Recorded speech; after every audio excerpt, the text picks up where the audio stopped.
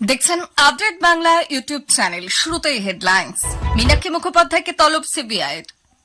ঘাটালের বন্যা পরিস্থিতি খতিয়ে দেখতে ঘাটালের রানীর বাজারে আসলেন মুখ্যমন্ত্রী মমতা বন্দ্যোপাধ্যায়। আবার মুখ্যমন্ত্রী শুভেন্দু অধিকারী এই মুহূর্তের বড় খবর। দমদম নাগের বাজারে বিক্ষোভ, রাজ্য সভাপতি ডক্টর সুকান্ত মজুমদারের উপস্থিতিতে তীব্র প্রতিবাদ। দায়িত্ব নিয়ে প্রথম দিনেই গোয়েন্দা বিভাগকে বিশেষ নির্দেশ দিল নতুন সিপি মনোজ ভার্মা। পাঁশকুড়ায় উদ্ধার কাজে অশান্তি, এনডিআরএফ ও পুলিশের সঙ্গে বিক্ষোভে এলাকাবাসী। অনুব্রত মণ্ডলের জামিন মামলার রায়দান স্থগিত।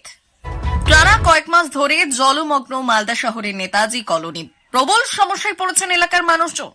আসছি বিস্তারিত খবরে। গত 14 আগস্ট আরজিকর মেডিকেল কলেজে ঘটে যাওয়া ভাঙচুরের ঘটনায় কেন্দ্রীয় তদন্ত সংস্থা সিবিআই বাম নেতা মীনাক্ষী মুখোপাধ্যায়কে তলব করেছে। আজ সকাল 11টা নাগাদ তাকে সিজিওতে উপস্থিত হতে হবে। এই ঘটনা নিয়ে সিবিআই তরফে তদন্তের কাজ চলছে এবং ইতিমধ্যে পুলিশ একাধিক ব্যক্তিকে গ্রেপ্তার করেছে। এই ভাঙচুরের ঘটনা নিয়ে রাজনৈতিক চাপানোত্তর শুরু হয়েছে এবং সংস্থার এই তলব বিষয়টি রাজনৈতিক মহলে বেশ আলোচনার সৃষ্টি করেছে। মীনাক্ষী মুখোপাধ্যায়ের তলব মূলত তদন্তের অংশ হিসেবে, যা এই ঘটনায় তার ভূমিকা নিয়ে প্রশ্ন তুলছে। সিবিআই তদন্তের পাশাপাশি রাজ্য পুলিশের অনুসন্ধান চলছে, যেখানে বিভিন্ন সাক্ষী ও সাক্ষ্যের ভিত্তিতে তথ্য সংগ্রহ করা হচ্ছে। গত কয়েকদিনে ঘটনাটি নিয়ে সাংবাদিকদের সঙ্গে আলাপকালে মীনাক্ষী দাবি করেছেন যে তিনি রাজনৈতিক প্রতিহিংসার শিকার। তবে সিবিআই এর কাছে গিয়ে তাকে যে প্রশ্নের সম্মুখীন হতে হবে সেটি কেমন হবে তা নিয়ে উৎকণ্ঠা রয়েছে। এই পরিস্থিতিতে রাজ্যের রাজনৈতিক পরিবেশে উত্তেজনা দেখা দিয়েছে। একদিকে সিবিআই তদন্ত ও পুলিশের গ্রেপ্তার, অন্যদিকে বাম নেত্রী মীনাক্ষী মুখোপাধ্যায়ের তলব, সব মিলিয়ে রাজনীতির অঙ্গনে বিষয়টি নিয়ে বিভিন্ন প্রতিক্রিয়া আসতে শুরু করেছে। আগামী দিনের রাজনৈতিক সমীকরণে এই ঘটনার প্রভাব কেমন হবে তা এখন দেখার।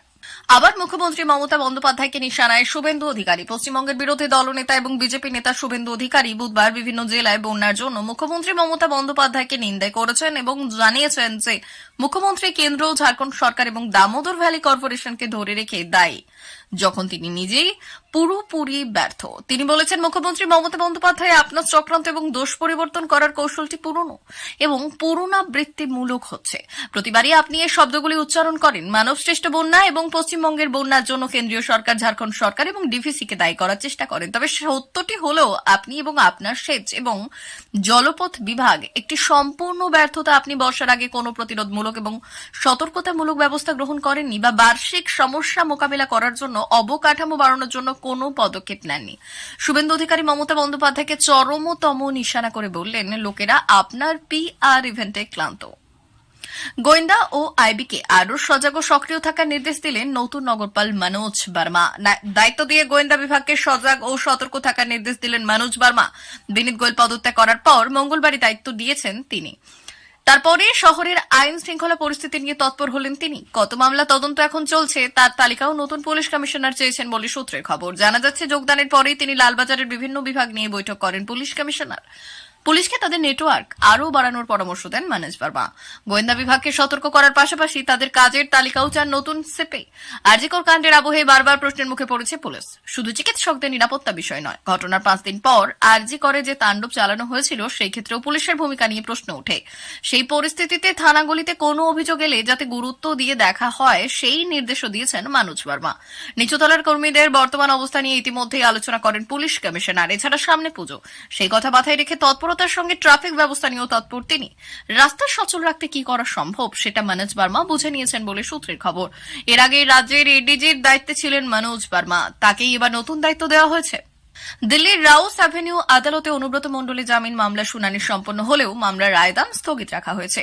আজকে শুনানিতে অনুব্রতকে তিহার জেল থেকে ভার্চুয়ালি আদালতে হাজির করা হয়। অনুব্রতের আইনজীবী মনোজ শর্মা আদালতে বলেছেন, গরু পাচার মামলায় এখনো পর্যন্ত অনুব্রত মণ্ডলের সক্রিয় যোগাযোগের কোনো প্রমাণ পাওয়া যায়নি। তার দাবি, পিএমএল আইনে তাকে গ্রেপ্তার করে দীর্ঘদিন ধরে দিল্লিতে আটকে রাখা হয়েছে। যদিও সিবিআই মামলায় অনুব্রত জামিন পেয়েছেন, ইডি তার জামিনের তীব্র বিরোধিতা করেছেন। এই পরিস্থিতিতে অনুব্রতের জামিন মামলার রায়দান পরবর্তীতে করা হবে বলে জানানো হয়েছে। আদালতের সিদ্ধান্তের ওপর নির্ভর করে ভবিষ্যতে মামলার পরবর্তী পদক্ষেপ গ্রহণ করা হবে। প্রিয় দর্শক, এখনকার মতো খবর এই পর্যন্তই। ধন্যবাদ।